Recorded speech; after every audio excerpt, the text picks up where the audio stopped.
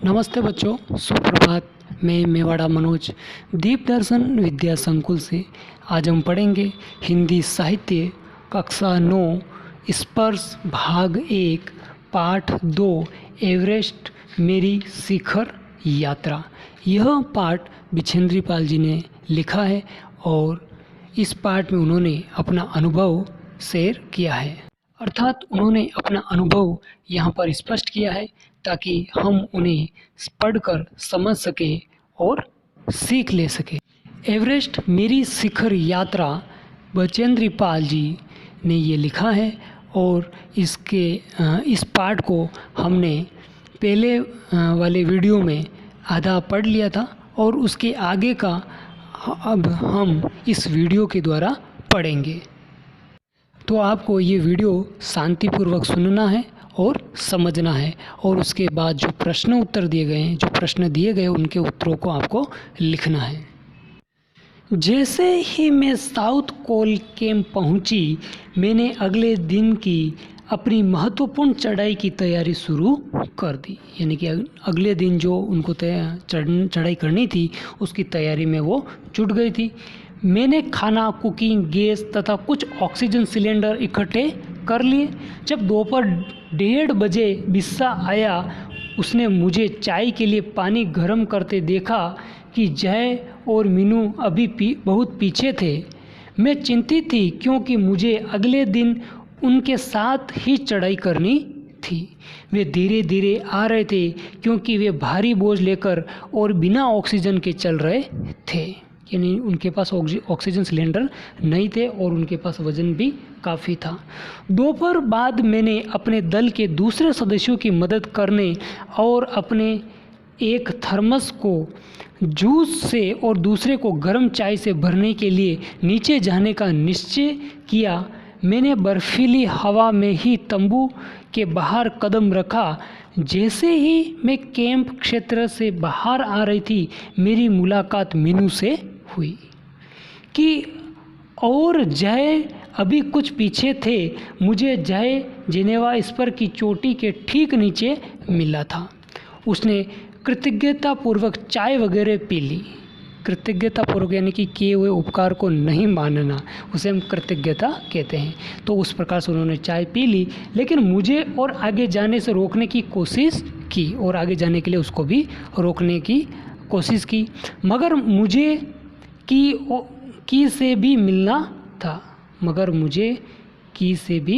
था। यानी कि उनके अन्य कोई मित्र हैं, उनसे भी उनको मिलना था।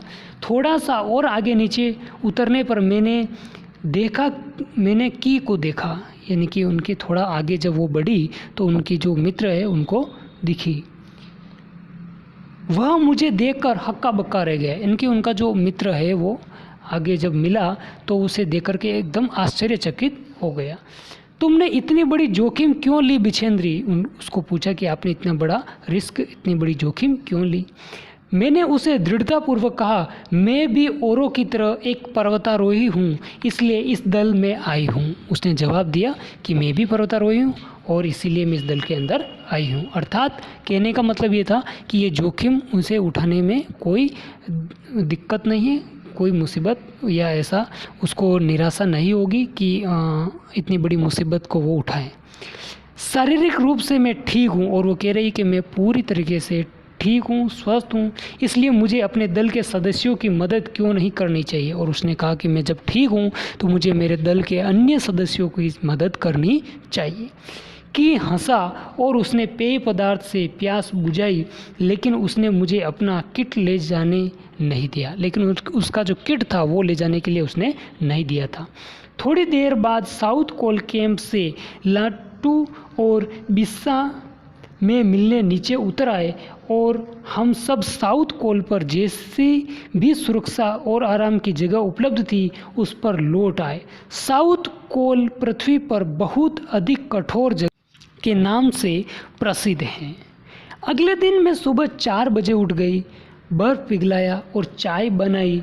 कुछ बिस्कुट और आधी चॉकलेट का हल्का नाश्ता करने के बाद मैं लगभग 5:30 बजे अपने तंबू से निकल पड़ी। अंगदौर जी बाहर खड़ा था और कोई आसपास नहीं था।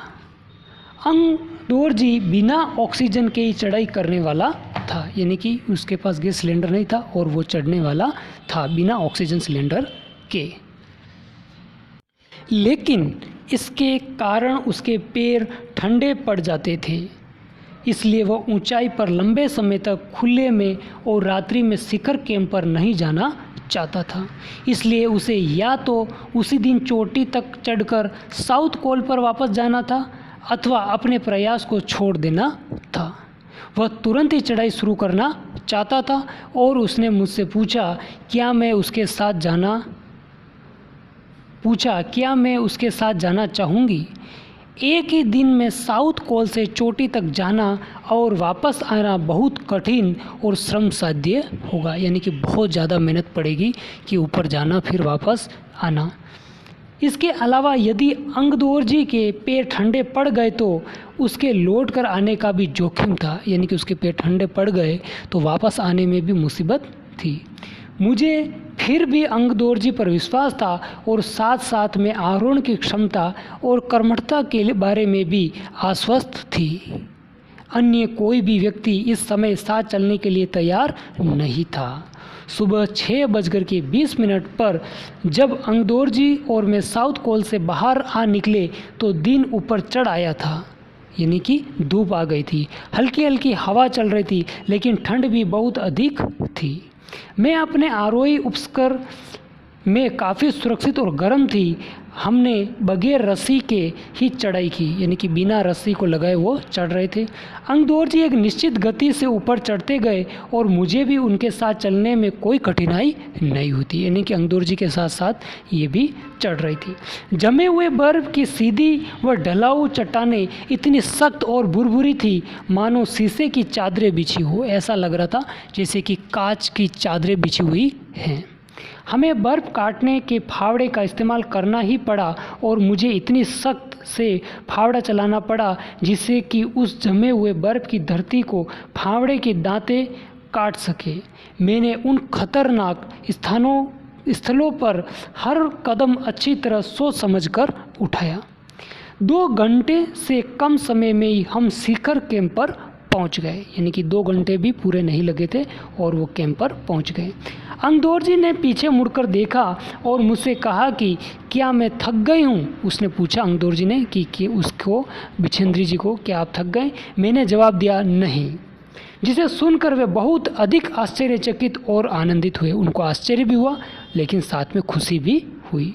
उन्होंने कहा कि पहले वाले दल ने शिखर कैंप पर पहुंचने में 4 घंटे लगाए थे। अंगदोरजी ने क्या कहा बिछेंद्र जी को कि जो पहले वाला दल ऊपर चढ़ा है वो 4 घंटा उन्होंने लगाया था, और यदि हम इसी गति से चलते रहे तो हम शिखर पर दोपहर 1 बजे तक पहुंच जाएंगे, और यदि हमारी जो चाल ये है इसी चाल से हम चलते रहे तो दोपहर के 1 बजे तक हम ऊपर पहुंच जाएंगे।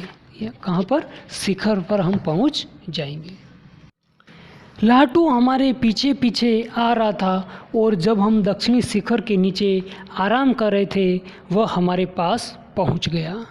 थोड़ी थोड़ी चाय पीने के बाद हमने फिर चढ़ाई शुरू कर ली। थोड़ी थोड़ी चाय पी उन्होंने, फिर वापस चढ़ाई उन्होंने शुरू कर दी। लाटू एक नायलॉन की रस्सी लाया था, इसलिए अंगदोरजी और मैं रस्सी के सहारे चढ़े, जबकि लाटू एक हाथ से रस्सी पकड़े हुए बीच में चला। उसने रस्सी अपनी सुरक्षा के बजाय हमारे संतुलन के लिए पकड़ी हुई थी, यानी कि रस्सी को उन्होंने दोनों के संतुलन को बनाए रखने के लिए उसने पकड़ रखी थी।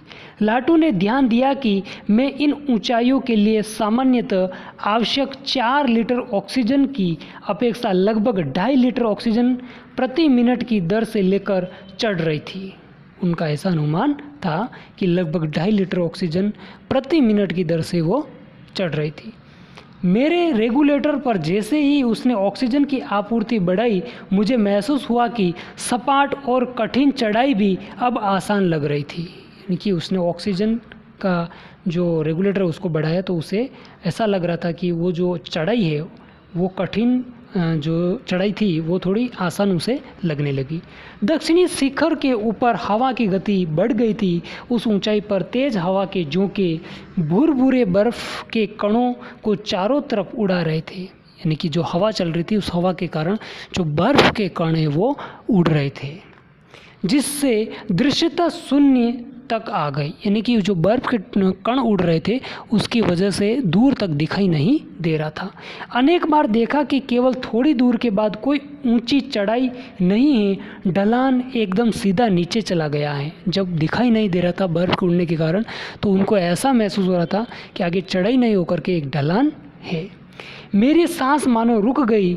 मुझे विचार कौंधा की सफलता बहुत नज़दीक है। 23 मई 1984 के दिन दोपहर के 1:07 पर मैं एवरेस्ट की चोटी पर खड़ी थी। यानी कि वो एवरेस्ट पर चढ़ गई थी कब? 23 मई 1984 को। और कितने बजे? 1:07 पर वो चोटी पर पहुंच गई थी। एवरेस्ट की चोटी पर पहुंचने वाली मैं प्रथम भारतीय महिला थी और उस चोटी पर चढ़ने वाली भारत की पहली महिला थी बिछेंद्री पाल। एवरेस्ट शंकु की चोटी पर इतनी जगह नहीं थी कि दो व्यक्ति साथ साथ खड़े हो सके। यानी कि उसकी जो चौड़ाई है वो इतनी अधिक नहीं थी कि दो आदमी भी एक साथ खड़े रह सके, अर्थात बहुत ही कम जगह वहाँ पर थी चोटी के ऊपर।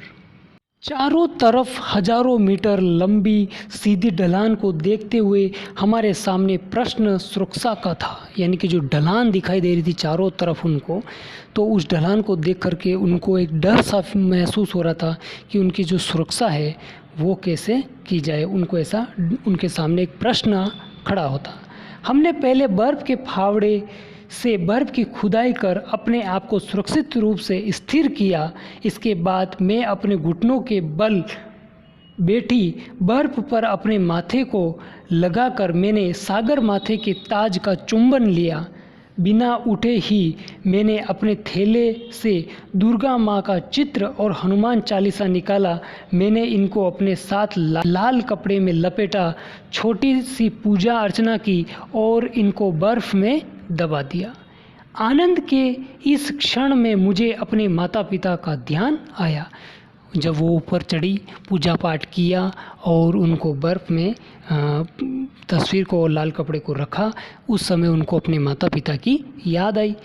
जैसे मैं उठी मैंने अपने हाथ जोड़े और मैं अपने रज्जू नेता अंगदौर जी के प्रति आदर भाव से झुकी।